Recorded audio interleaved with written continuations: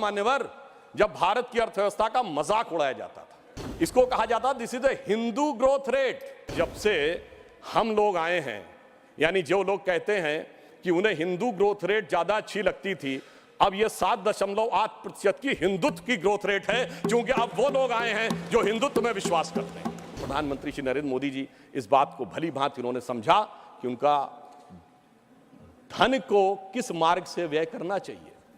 मैं कोट करता हूं, हमारे धर्मशास्त्रों में कहा गया है, धनात् धर्मः तथा सुखम। धन वही सुख का कारक होता है जो धर्म के मार्ग से व्यय होता है, यानी जो जिसका धर्म है उसको सही दिशा में, गरीब के लिए, विकास के लिए। मगर क्या बताएं मान्यवर, जो लोग धर्म के समूल नाश का संकल्प लेते हो, उनके लिए जो संपत्ति है वो भी विपत्ति बन जाती है और वो सुख कारक बनने के रास्ते पर नहीं चल पाती है। परंतु मैं कहना चाहूंगा कि मोदी जी के नेतृत्व में उन्होंने जैसी युक्ति बनाई है, उस कारण से जो आर्थिक विपत्ति थी वो अब संपत्ति की तरफ बढ़ती हुई नजर आ रही है। अब यहां पर मैं एक और बात भी कहना चाहूंगा मान्यवर, कई बार लोग ये कहते हैं कि साहब आप लोग आर्थिक विषय की बात करते हैं, मगर मैं ध्यान दिलाना चाहूंगा कई बार आर्थिक विषयों की बात करते करते लोग किसी दूसरे विषय पे चले जाते थे। मैं ये याद दिलाना चाहता हूं, एक दौर था मान्यवर जब भारत की अर्थव्यवस्था का मजाक उड़ाया जाता था। क्या कहा जाता था?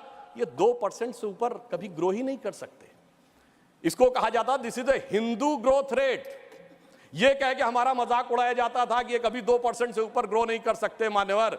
मगर जब से हम लोग आए हैं, यानी जो लोग कहते हैं कि उन्हें हिंदू ग्रोथ रेट ज्यादा अच्छी लगती थी, अब ये 7.8% की हिंदुत्व की ग्रोथ रेट है, क्योंकि अब वो लोग आए हैं जो हिंदुत्व में विश्वास करते हैं।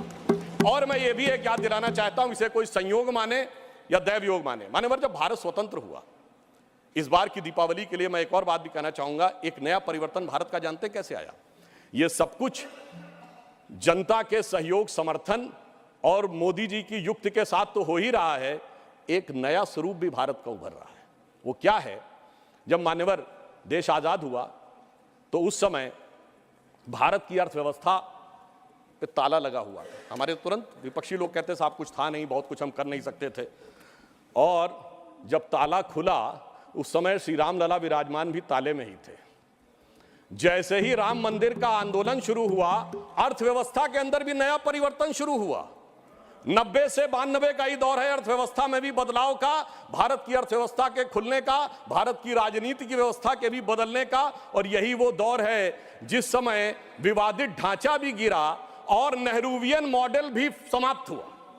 यानी अगर आप देखें तो वो दौर था जब फॉरेन एक्सचेंज रिजर्व भी 1 बिलियन पे था। परंतु मैं ये याद दिलाना चाहता हूं, कुछ लोग लगेगा ये तुलना है क्या, तो मैं ये भी याद दिलाना चाहता हूं, उसके बाद एक बड़ा दौर आया जब 2003-4 में, आप याद करिए, हम करंट अकाउंट सरप्लस कंट्री बने। 2003-4 के चौथे क्वार्टर में हम सबसे तेजी से बढ़ने वाली अर्थव्यवस्था हुई और इंडिया सक्सेस स्टोरी 2003-4 में कही जाने लगी। यही वो दौर था जब खुदाई हुई और 70 खंबे निकले थे, जहां से साबित हो गया था कि श्री राम लला विराजमान के पास ही वो मंदिर है। अब आप आइए साहब, उसके बाद 2019 में जब जजमेंट आया तो तब 1 बिलियन था, जब खंबे निकले तो फॉरेन एक्सचेंज रिजर्व 100 बिलियन था, अब मोदी जी के नेतृत्व में 500 बिलियन पहुंच गया। और इतना ही नहीं मान्यवर, अब जब राम मंदिर बनने जा रहा है तो हम 5वीं बड़ी अर्थव्यवस्था है, चौथे बड़े स्टॉक एक्सचेंज है, तीसरे बड़े ऑटोमोबाइल मैन्युफैक्चरर हैं, दूसरे बड़े मोबाइल के मैन्युफैक्चरर हैं, इंफ्रास्ट्रक्चर में इन्वेस्ट करने वाले हम नंबर 1 के देश हैं और चांद के अछूते कोने को छूने वाले देश भी बन गए हैं। और अब अगर आप देखें तो हम G20 में सबसे ऊपर बढ़ते चले जा रहे हैं। ये कह के मैं सिर्फ ये बताना चाहता हूं, कुछ ऐसे संयोग होते हैं जिनको देखने के लिए एक अलग दृष्टि चाहिए, जिसके लिए रामचरितमानस में एक चौपाई है कि सुमति कुमति सबके उर रही, यानी अच्छी मति और बुरी मति सबके मन में रहती है। नाथ पुराण निगम यह कहीं, ये पुराण और उपनिषद ये बताते हैं। और जहां सुमति तहां संपत्ति नाना, जहां कुमति तहां विपत्ति निधाना। तो इसलिए जो जो हम धनात् धर्मात् तथा सुखम की दृष्टि के साथ संपत्ति बढ़ते गए, वहां इस देश में संपत्ति आती गई। On the lighter note and on the serious note मैं ये भी कहना चाहूंगा, हम सब चाहते हैं कि भारत वर्ल्ड की नंबर 1 की इकोनॉमी बने और मां लक्ष्मी की कृपा इस देश पे बनी रहे, पर मां लक्ष्मी भी कमल पर ही विराज